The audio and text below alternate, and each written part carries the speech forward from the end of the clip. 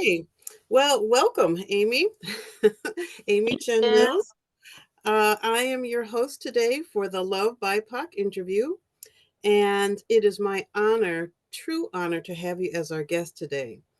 For those of you who are new to the group, Love BIPOC stands for Listening to Unheard Voices, Beautiful and Inspiring People of Color. And I'm going to get into a little bit more of that in just a few minutes. But I want to introduce Miss Amy Chen Mills.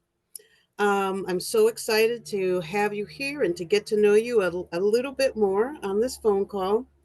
In preparing for the interview, the thoughts that came to mind were centered around Amy Chen Mills, the daughter of Roger Mills. And I, for those of you who don't know out there listening, Roger Mills and Elsie Spittle are longtime early practitioners working and sharing Sid Banks' discovery of insight and hope through the three principles. They wrote a groundbreaking book called Health Realization Premiere in 2003. And the reason that I want to share this is that I want to read the dedication, which says, "To our children, Amy Mills, Barbara Lally, Ron, and Lynn Spittle, through their beauty and inspiration, they have encouraged our hope for a new and brighter world."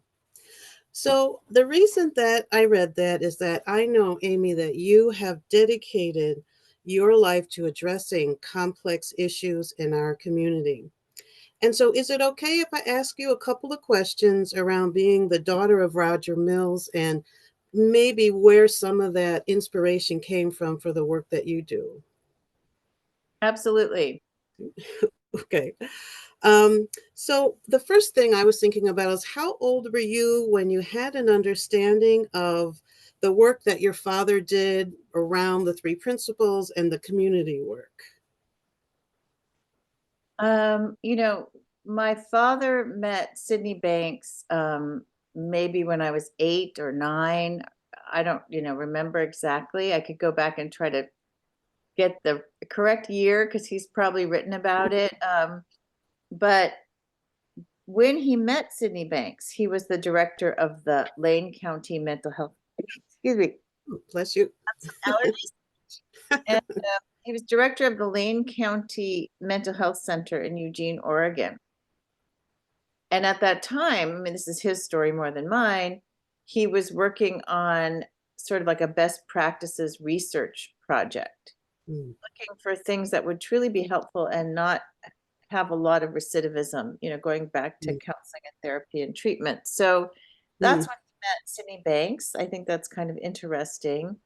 Um, he got his doctorate in like community psychology through the mm, Michigan, University of Michigan, like sort of Urban Institute of Graduate Studies. I'm probably not getting that name correctly right. So he was always, his dissertation was on communities and how mm, to help communities. So, I mean, I just sort of grew up around that because he was raising me pretty much on his own. I would see my mother's on in the summers and so forth. mhm, But um, but my experience with really the principles was in meeting Sydney Banks and going up to Salt Spring Island. And I've written about this, mm. and I've shared it, I think, quite a bit. But basically, I just remember the feeling of being on Salt Spring Island. I remember Mm. that the adults were in. I remember the beauty of the island. And I mean, for me, life was magical as a child. I didn't have, any horrible circumstances. My father was, like I say, he raised me by benign neglect. Aw. There for me, but he was a dad, and a single dad, and he made sure I had a lot of people living around me or with us in our home. Mm, You know, mm, two single mothers in our home in Eugene at the time. It was sort of like shared housing. So mm. I just remember the island and I remember the feeling of the adults. I remember none of the children wanted to go sit and listen to Sydney Banks. We were having Mhm. we were having So, fun, you know?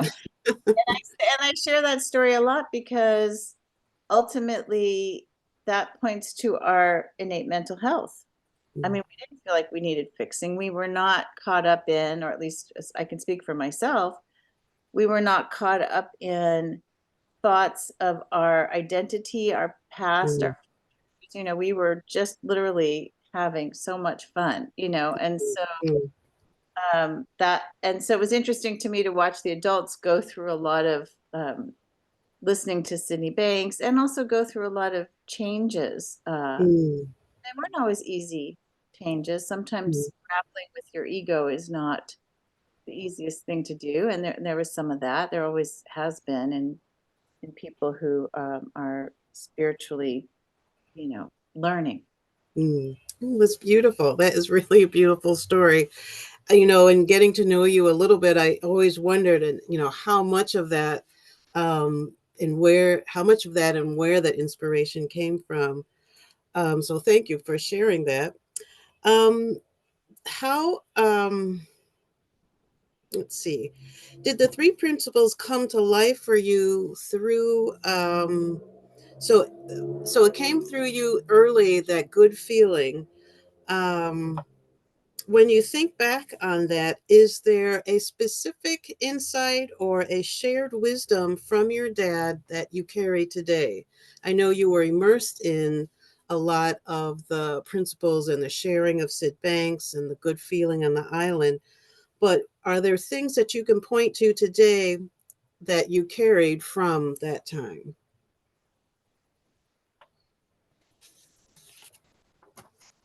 I mean, again, that feeling of being on the island, and there was a lot of actual community at the time. There was a lot of going over to one another's homes because we lived on the island for 6 or 9 months. I don't remember. Mm, And mm, there was a lot of going over for potlucks and helping people paint their fences and mm, helping people, mm, move rocks around and build walls or whatever. And that was really a lovely thing. It seemed like a lovely mm, thing to me. mm, But I was not inspired by that to teach, the principles.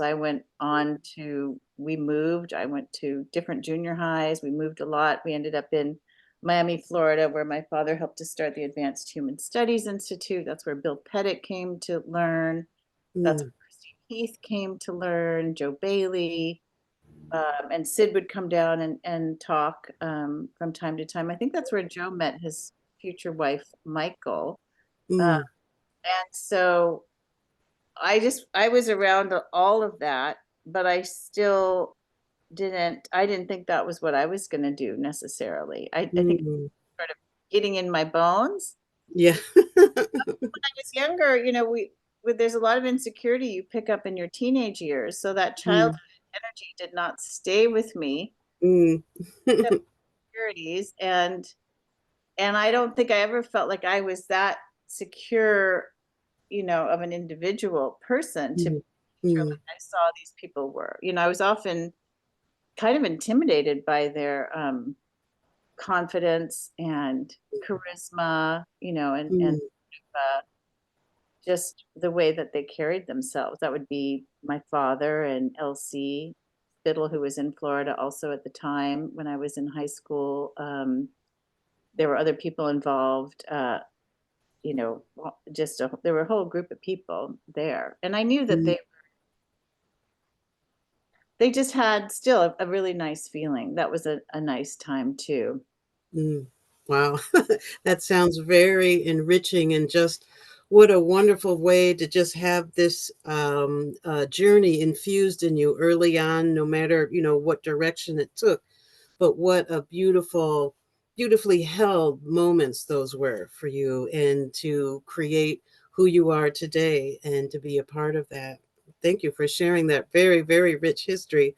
And I look forward to reading some more of your readings and writings about that. But I'd like to shift a little bit to the present. Um, what motivates you now as an activist, an earth climate activist, and a coach? I know you've done it for many, many, many, many years. I'm kind of coming in, just getting to know you, having been around the principles maybe about 9 years now. But what continues to motivate you with the work that you do? Or what would you like to share with those people, our audience members who are listening today? I'm sorry, I've got a phone call. So I'm just worried that it's my mom, and she just called the cell, and the next thing is she's going to call the landline. So, um, repeat the So question. I can stop recording if you want to pick it up. No, it's not. She hasn't called yet, but if she does call, we might want to pause. Yeah. Okay. Ask, Okay. what's the question again? So you have been around your activism work, the climate change work, coaching for many, many, many years. And so I'm wondering what motivates you today to keep continuing that fight, that struggle, that sharing and awareness in your life and in other people's lives. Um, you know, I do have a bit of a critique about what I would call the very individualistic, and I'm just going to say this word, and I'm half white spiritual community. And that's not just three principles. It can be mindfulness or yoga groups or, any kind of spiritually seeking group. And my criticism has to do with the state of the world as it is in the United States, especially because that's what I'm most familiar with. But I know that there are issues around the world with this. And the backlash and the rise of a white supremacist, Christo-fascist, attempt to take over the government of the United States. Like Mm, that to me is going to be so harmful to so many people. And I know that there are three principles practitioners who are very involved in getting out the vote efforts and this and that. It's not very public. mm, So there's this way that we want to keep these things separated. And I understand that some people will keep them separated for good reason. You want to be able to reach a lot of people, including people who may be on a different side of the political spectrum from you. You want to be able to have mm, dialogues, but also we cannot let this happen. mm, mm, mhm, Implications for brown-skinned migrants, not white-skinned migrants, brown-skinned migrants coming from uh, countries that are south of us, mhm, for the Muslim community, the implications for the Black community, which is seeing, AP studies being canceled, their own capacity to study their own history mhm, in a fact-based manner, freedom of speech is being canceled. Transgender people are being attacked, and none of that to me is spiritual. It's like the antithesis of mm, oneness and compassion and caring for mm, others. And it's the opposite of where we need to go in this country. So, mm, and on top of that, we have the climate crisis, which is reaching a level at which, we're going to start to see, and we already have seen collapse. We have in my state in California, State Farm, this huge insurance company, you've heard of State Farm, I'm sure, mm, has pulled out of insuring any homes in the mm, anymore. mm, None. mm, The homes that they do insure, they're starting to pull out. They just pulled out by 30-40% of mm, our community. mm, People are mm, able to get home insurance. What does that mean in terms of mortgages, in terms of the housing market, in terms of people becoming unhoused? Because if they do get insurance, it's like 3 times as expensive now. mm, mm, We're dealing with huge societal implications around the climate crisis and a fossil fuel industry that wants to hang on to its wealth and wants to mm, extract as far as I can tell, every last drop of fossil fuels and burn it, uh, mm, which is going to put the rest of our lives at risk, which it already has. mm, Like if you're in the global north, you run from fires, perhaps. If you're in the global south, you may already be in a famine situation. Uh, mm. so number one, our grounding more than ever before. because if our understanding is that innate mental health and happiness or contentment or fulfillment or wisdom or peace, whatever you want to call it, is an inside out job, mm, we need to know that at a depth. mm, At least for me, I don't think that I thought I would have to know it at. mm, mm, This could start to happen. Things are starting to fall apart. 900 homes burned in my community. mm, mm, Constant flooding for the last 2 years, and roads are half the roads that have been flooded out in my community are will not be fixed. I've been told that mm, by our county supervisor. mm, mm, So that's a form of collapse, right? So mhm, that's happening, and I still have hope that enough of us act and push and pressure and get engaged and involved in whatever way makes sense. We could possibly turn this around, or at least create the structures that would survive into the future. mm, mhm, And so there's a part of me that can't divorce, like, the compassion we have for others, which is what we talk about a lot in Three Principles, with my mhm, compassion for the world, with my compassion for marginalized communities. And so that's another thing. I think this is what's important about the Love BIPOC group, or the BIPOC Love group, is that if you are a white person, and I know this because I'm half white, I'm also Chinese. That means I'm in a group that can sort of decide where it wants to stand. The mhm, Chinese can, because we've been um, held up as the model minority in a lot of cases, we mm, can be very white adjacent if we want to. mm, And mm, we have Chinese people who are like, oh, look at all this wokeism. And, there are people, Diane Yap in San Francisco and others, who are now attacking Black people, you know, mm, mm, because we're going to have to decide where we want to stand on these issues, especially if Trump is elected. And um, I just think that if you are a white person, and if you're a mixed race or Chinese person like myself, you can ignore a lot because you feel you yourself will not be harmed. mm, And mm, that means you don't have to know.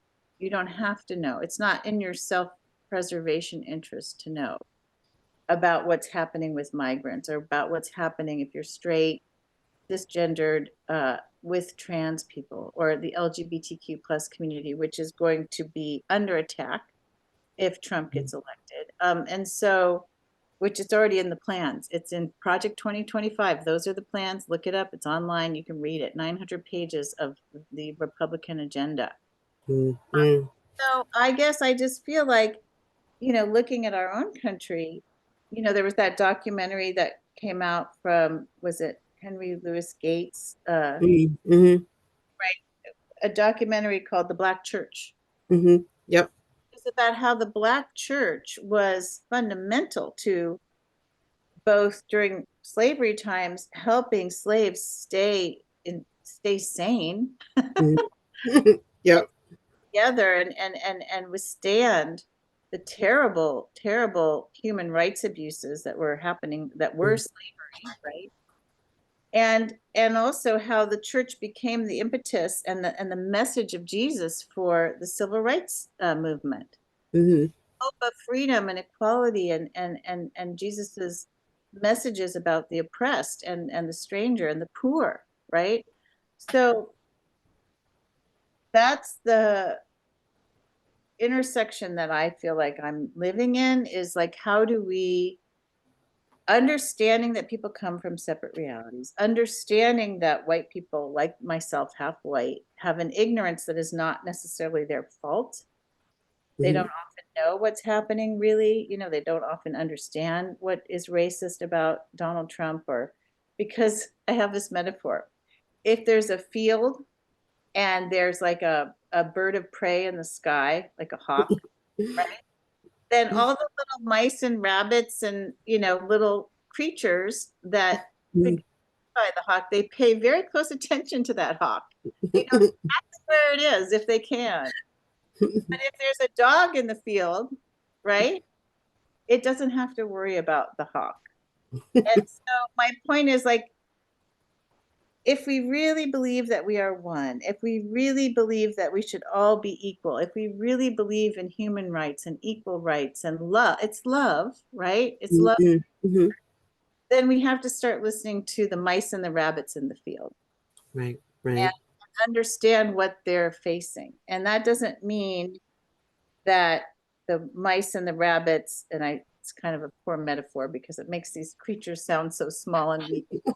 I understand what you're saying. Yeah, I mean, it doesn't mean that they can't be happy, right? Like you still have Mm, your field with the hawks circling around, but and that's important. And that's been a lot of the basis of my work is going into communities that are high risk communities that have a lot of intergenerational trauma and helping people to understand that they are whole and complete and that mm, they mm, have everything it takes, regardless of what the societal restrictions are on them, you know, whether they're visible or invisible, whether they're legalized or just sort of unspoken, right? So mm, that's really important. That's an important piece as well, you know, the individual empowerment piece. But I mean, I myself was looking around after Trump was elected in 2016, and I was like, where are the teachers for me now? mm, And mm, didn't I had to look a little far afield. And, you know, I found Gangaji who supported me in activism. And mhm. and I found actually Marianne Williamson was one of the first people to be like, oh, we're not draining the swamp, we're filling the swamp with swamp creatures. You know? Williamson has been right on. And here's this teacher from A Course in Miracles, you know, Mm, calling it as she sees it in terms of our whole political structure. So I just think we need more of that. I don't want to be in a blaming modality, but I also know we need to engage. You know, like if people don't vote, then we get the democracy we deserve. You know, we mm, get the mm, candidate we deserve based on how much we're paying attention to what's happening. mm. Mm, that is beautiful. That is so inspirational to hear you talk about that, to share your journey. And it is very complex. All of the issues that you have shared today, just taking on one, let alone 25, is a daunting task. And, you are leading the charge with others too. But again, that is important to hear. And with LUV, listening to unheard voices, hearing your story, hearing the communities that you connect with, why you connect with them, instilling passion in me, somebody listening. I also do my own type of work. But again, for the purposes of our group, trying to come together and unite around that is so, so important. And I am just so grateful for all that you do and want to connect more. I want to carve out a little more time in my work life and live life and art life to be as inspired and as helpful to this cause and moving the dial forward with what's facing us. So thank you for that. So I know from some of our conversations that you are a mom, you do your activist work, you're a part of BIPOC, you shop, you go home and try and sleep, you try and exercise and get rest. So at the end of the day, how does Ami Chen Mills deepen her understanding? And are there any surprises or challenges for you around the three principles that come up at all?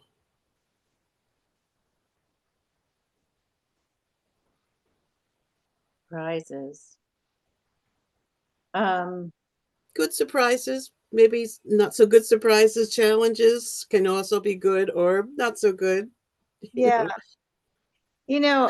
I'm just reading Linda Pettit's new book, Leaning Into Mhm, Hers, mhm, and it's been a beautiful reminder of the gentleness. And Linda's very focused on the feeling of love, and I think that's a beautiful thing. And I think that mhm, if we can bring that into our activism and engagement, it's much more effective. you mhm, know Understanding separate realities, it doesn't mean you don't sometimes challenge, or there may or may not be a conflict, especially in political campaigns, for example. But I think that remembering that we are all, sometimes with the fossil fuel industry, I get very upset because they engaged in denial science for so long. They funded denial mm, science, and everybody's, mm, not everybody, but there's still a significant sector of our population that's confused and that doesn't mm, believe what's happening. mm, That's mm, because they spent millions, on consulting firms and on bogus scientists to put out bogus science and to challenge the real scientists on climate. So I can get very upset because I'm like, wow, like you were willing to risk the entire planet. mm, It's like that's wild to me. That's really a level of sort of depravity and ill will that I find astounding, mm, mm, And so one thing that's been surprising to me, I don't know if it's three principles, is that there can be that level of ill, not, is it ignorance? Is it intentional, like ignorance? I don't know what it is exactly, but people are unwilling to let go, I suppose, of their profits, of their mm, wealth, of their mhm, incomes, of their attachment to a role of power in an industry. That's been surprising. That's not a three principles thing. But then sometimes I have to step back. And so this is what Sid, I think, talked about when he spoke of the form and the formless. Like, mm, formless is beyond all these forms of mm, mm, and people doing good things or bad things. It's that's what we all are. mm, And so mm, sometimes I take a step back and I'm like, okay, this is the human experiment, mm. pretty messy, painful, and it's also beautiful. It has so many, there's so much beauty and goodness in the world as well.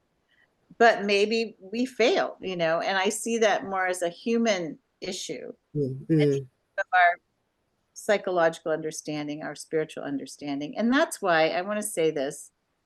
I do support and respect people who are simply teaching the principles, you mm, know, because I think that we really, that's so important that we shift our level of consciousness, because if we don't, even if we have some kind of revolution, we're going to end up with the same kinds of problems. So I don't know if that answered your question. Well, I think that the stepping back and taking stock and seeing, those folks, in the like big agriculture, the insurance company, the pharmaceutical, the gas companies, it is motivated mostly by profit. Yeah, It is motivated by greed. It is motivated by the us and them, keeping us separate. Um, so and then connecting that with, that really is just how that person sees and lives in their separate reality, what they bring to the table. They haven't been shared, a different way of looking at that, to maybe step out of that. And your thoughts on the form and the formless, yes, all of that comes before, that's who we are spiritually. And helping others to realize that is like our only hope, I see. yeah, Because if folks aren't willing to take that step, to really disconnect from all of this, that takes us to that destructive point through our entire history here in the United States and around the world, things are not going to change. So it is that one step, that one person, that one company at a time. And I hear what you're saying, that it's a daunting task to like keep that understanding, love, and compassion at the same time of trying to push those boundaries and change that system of oppression that we've been living with, and we've been told that this is the way it is, because it's not the yeah. way that it is. Yeah, And the other thing that absolutely. I've learned a new term, if it's okay, that I want to share. And it's going to sound very political to spiritual people, but I think it's important to understand as a human race, right? Racialized capitalism.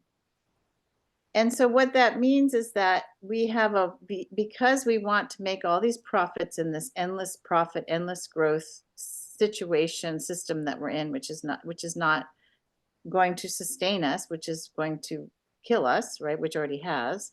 Um, the value of racism to that system, so that we can have, undocumented brown bodies working in slaughterhouses, working in the fields, dropping over from heat exhaustion because of climate change too in the fields, um, working the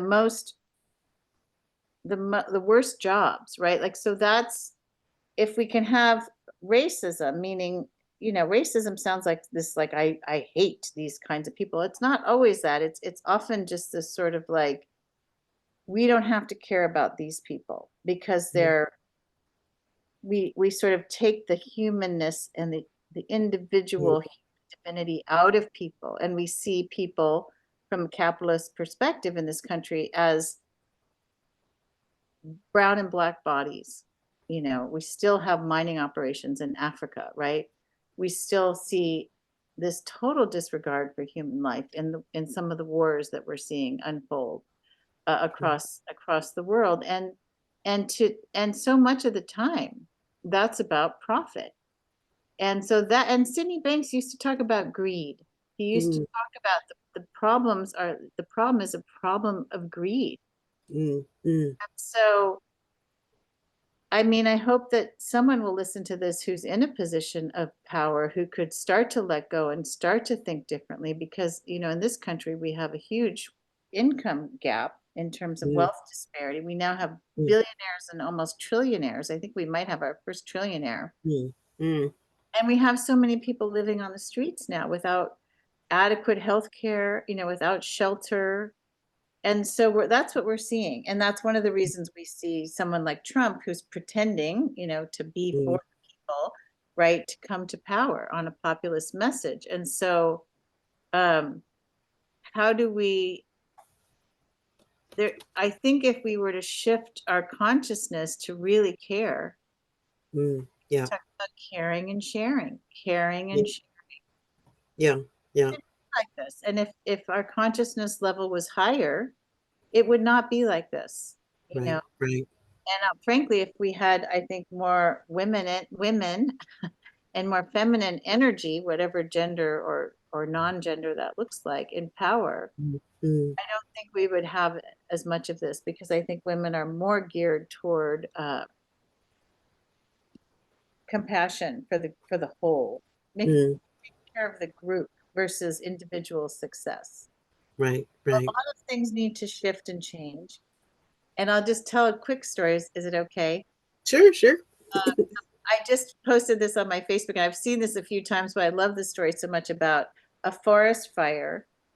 And there's it's huge, right? And all the animals are running, and they don't know what to do. They're running away from the fire, but the hummingbird is going to this little pond and getting water in its little beak and going over to the fire and Oh, mm, back and forth. And the animals are like, "What are you doing? You're not going to make a difference." And the hummingbird's, mm, "I don't know if I'm going to make a difference. I know what I can do. mm, Not mm, put out the whole fire, but I'm going to do what I can." And then sort of the gods of the forest see the hummingbird in all its sincerity and all its like wanting to help and doing. And so the gods of the forest send down a rain shower. mm. And That's beautiful. my hope is like, we don't know if the gods of earth, the gods of politics, the gods of, spirits amongst us or whatever, are going to step up and help, or are they already helping? But we will get that much further if we each do our part without worrying about. And that's the other piece I think is important. I don't know if we're going to change the course of the election. I try with my radio show, Moment of Mm, Truth. Um, I try with my writings to change and influence people. I try on social media. But I don't know. And I don't know what's going to happen with the climate. That does not look good, And mm, mm, so I think the depth of our spiritual understanding is very important there, because we're all going to die. We know that. And being in touch with the formless part of ourselves in our activism or in our whatever we're doing whatever we're doing as the one hummingbird can do, right?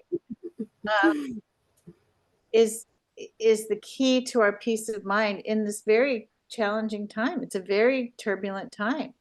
You know, Yeah, yeah, food prices are going up. They're not going to come down with the climate crisis. They're going to keep going up. And so, how do we take this all in? And sometimes I get the spiritual people telling me, "Oh, I don't want to think about that." Well, that's fair if you acknowledge the reality of it in the world of mm, law. Maybe it's not something you can think about right now for your mental health. But, Sydney Banks used to say denial is not a healthy state. mm-hmm. And Yeah, I don't think it's about denial. I think it's about going even deeper right. Yeah, into the inside out nature of life so that you can be a beacon, you can be a light, even yeah, as things might be falling apart and we don't know when they're going to start to come together again. Perhaps they will. And I took hope. I think I heard Chip Chipman say once, he was a friend of Sydney Banks, a close friend, who said, Sid once said it's going to get a lot worse before it gets better. yeah, And so how do we be how can we be those people who hold the light of things getting better, even just in our own communities? right, right. And I love that this is a lovely segue into the purpose of our Love BIPOC group is being that beacon of light for each other, being that creative thinking source for trying to, as just as you're saying, move through some of these um, very complex ways that people have been trained to think, and for no reason on this planet they're going to let go of that. But our planet is forcing us to move into that area of we have to work together collectively, meaning the United States and around the world, if we want to have a planet. So I think the gods and goddesses are working in their own way that we are going to have to address this, whether those at be that 1% wants to or not, if we want to survive somehow. And so I think that onion slowly, is being peeled away. Although, if Trump does get in, that will be a huge setback. We know what's going to come with that. So maybe that's what it's going to take, another round of that for people to again wake up and start that fight again for women's rights, women's reproductive rights, so on and so forth. The list is endless. But I do want to shift gears. Prevent that. I just want to say, because this man is a climate denialist and we don't have time. We do I not know. have time. We need to, it's all hands on deck. We I, are now I in, hear you. yeah. So anyway, just don't want anyone to say, okay, I'm going to vote for Trump so that we But I do want to shift gears a little bit into talking about Love BIPOC. That's why we're here and doing these interviews. One, to for our audience to get to know our individuals here in our group. And so I have a couple of questions and then a couple of wrap up questions. Um, so, what was important to you about the listening sessions that Lila Turner and Christine Heath started a couple of years ago in the Three Ps community? Um, I think that a lot of us woke up with the killing of George Floyd Mm, to a lot of things that maybe me as a half white person, half Chinese person, I mean, I always had sympathies. I always supported Black Lives Matter, but there was just so much that came out of that movement. People get discouraged about it in terms of police funding, but I think a lot has changed around policing, and there are laws about what police can and cannot do. There's been more accountability for police. Um, and also just the deep dive into the history that some of us have done that's really opened our eyes to, I mean, you probably know all this already, like, wow, the racism continued. After the Civil War, the Reconstruction failed for Black people. It was actually derailed totally. Black people who got elected into office were taken down by white people, and that kind of thing continued all the way mm, through until today. We've still got a lot of issues, and there's a backlash now to DEI, to ethnic studies, to just I think the progress that we've made, and I think that having those kinds of conversations actually with white people and all kinds of people are important because unless people understand, where we've come from, we don't know how to move forward. mm, And so mm, we need I think we need to pay reparations like we did with the Japanese. I think we need to come to Black people, Asian people, Indigenous people, Latinx people, all kinds of people that come to this country have gifts, mm, and they have gifts, and especially Indigenous around caring for Earth that we need to survive yeah. and to live together. And so, what a beautiful thing it would be. And here's the vision, right? That we could really respect and put our own thought systems aside to see, well, what is it about Indigenous people that we need to learn? What is Right. it Yeah. for us as a society? What is it that Black people have to teach us and share with us? And of course, not all Black people are going to share the same things, but there's a general something.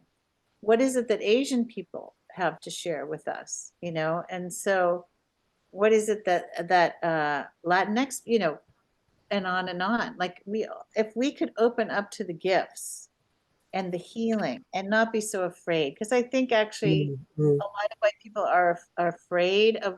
It's not even, I don't think, racism necessarily. I've been reading about this. It's like this is my culture, my community, and it's changing. mm, I mm, personally don't know how to interact with the newness mm, here about that. Like I don't know how to interact with all these migrants who've come into my community, or the fact that there are more Black people in my community, or whatever. Like I feel alienated from my own community, mm. and I think that's something we could address, and we should address as like we just need to get to know each other, right? That's how you feel comfortable. You just start to Right. get to know each Yep. other. Yeah. That sharing our stories is so powerful. And I think in many indigenous and ethnic cultures, their mindset is really around the next generation. I'm African American and Native American. I have a Choctaw heritage. And so I grew up with our connection to the land, our connection to the seventh generation. So we plan for that. And that has been, in my experience, very challenging for folks who are of not of color or a specific ethnicity or an ethnicity that has been challenged throughout the centuries. And so, again, that getting to know each other on that personal level is the only way to break down that barrier, and have any hope of moving forward. That's So, go, maybe that's what I hope we can do. going back to the purpose of Love BIPOC, can you share with an audience member who may be coming to this video for the first time and not having any idea of the purpose for Love BIPOC? Can you share a little more about your thoughts on that? I think what we discussed.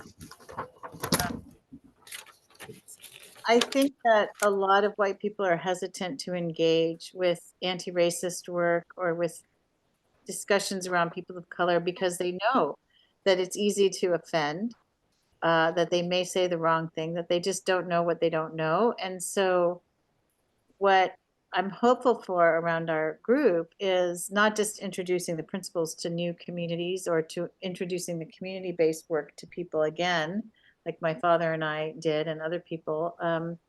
But bringing in, I mean, I do think that people who have a three principles understanding have a gentleness about human beings, and bringing in a form of gentleness into these conversations so that people can feel comfortable in their own lack of knowledge and Mm, feel comfortable showing up and just listening and learning. Because ultimately the three principles is saying actually we are not our races, we are not our identities, right? That's one level of form, but it's still form. mm, mm, So in the world of form, we I think we need to address when people are being oppressed and held down and exploited. But from a formless perspective, you know, everyone that I've spoken to in Three Principles BIPOC, the Three Principles BIPOC group, um, has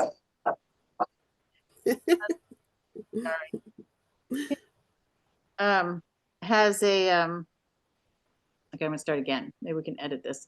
Everyone that I've spoken to in the Three Principles BIPOC group has a sense of, I think, the psychological innocence of people and mm, mm, oneness of, and this deep intention of connecting, in a healthy, loving way. And so mm. that's what I'm excited about in our webinars and seminars. And,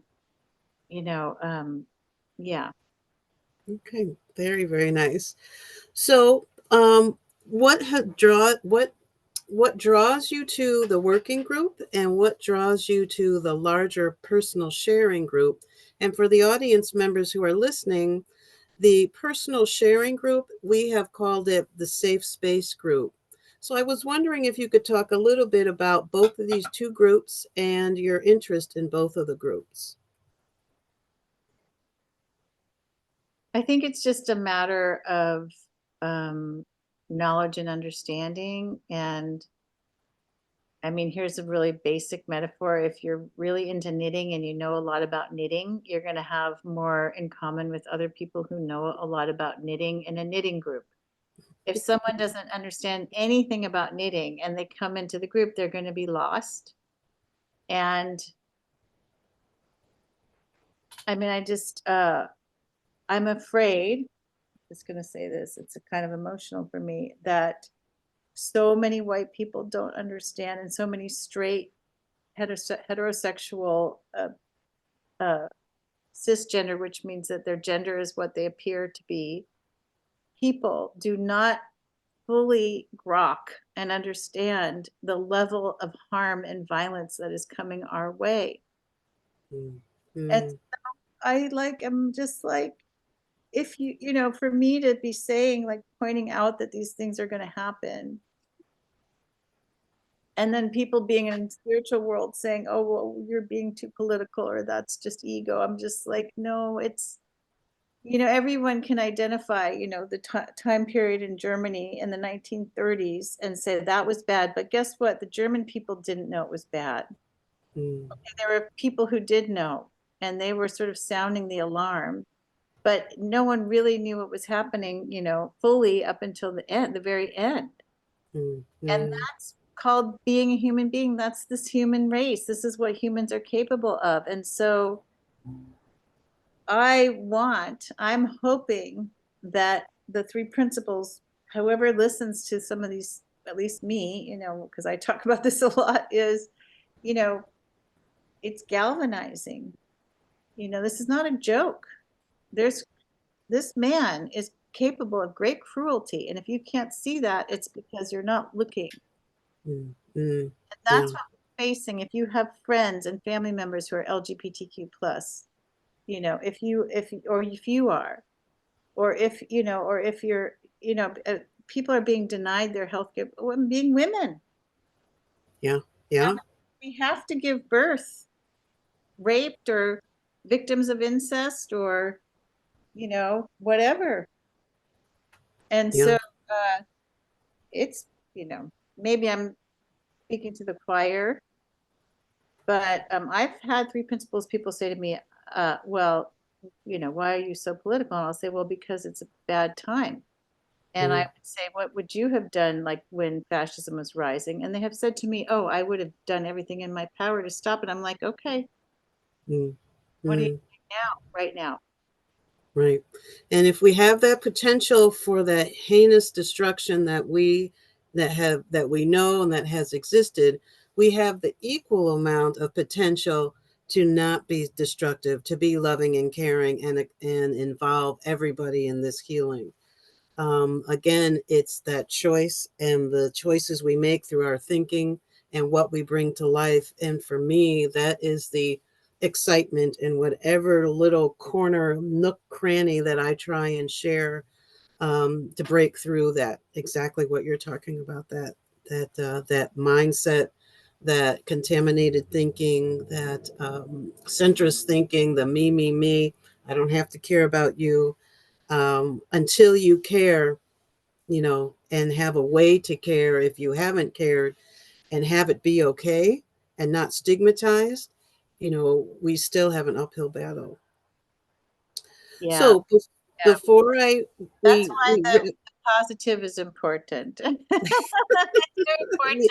we have to hold on to that just as much as we can. We know that the other exists, to keep us strong and healthy and motivated and moving in the healthy direction. Yes, we have to assume that that positivity is there, and the potential for more of it is there.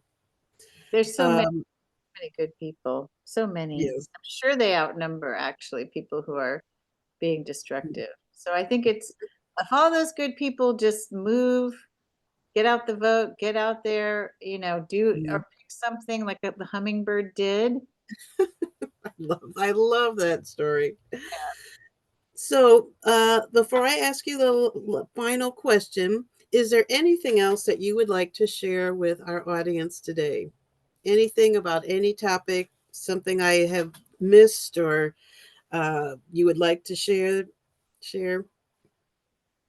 Um, no, I mean I have my radio show, and that I think that I like to put. You can go to my website amychen.com, and you'll find my show and my services and the offerings that I'm providing. So that's Amy with an I, CHEN.com. And then otherwise, I feel like we've covered a lot, Jennifer.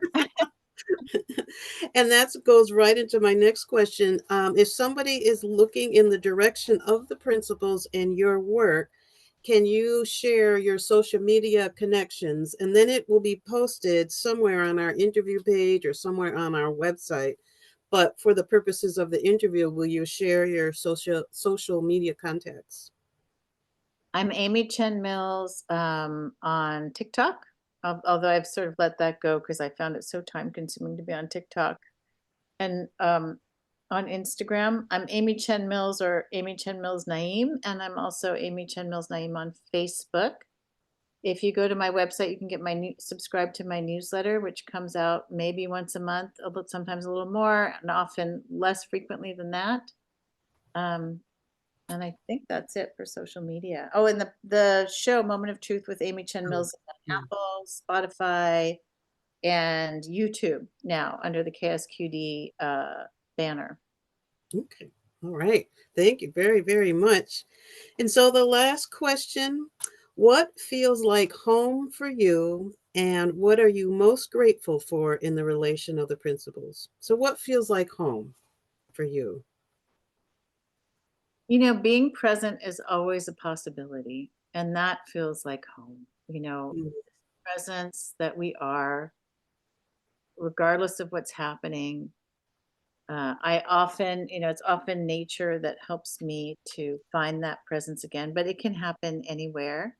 mm, And there's a depth there, that is home for me. That's home because I can be at my home and not feel at home. But if I'm in my state of presence, I'm home wherever I am. mm, And mm, that is my saving grace, and probably the mm, reason why I can, a lot of people say, well, how can you be looking at this stuff? Well, I think it's because I know mm. where home is. Mm. Oh, that's beautiful. That is absolutely beautiful. And again, I am honored to sit and talk with you for this hour. And thank you for all that you have shared. Thank you for all that you do. And thank you for that beautiful, beautiful person that you are, embodying the three principles. And so we are all blessed to have you, here on this planet doing this work and involved with you. And I so look forward to joining your work and learning more about Amy Chen Mills. So thank you very much for joining today. Thank you, Jennifer. You're welcome. Okay.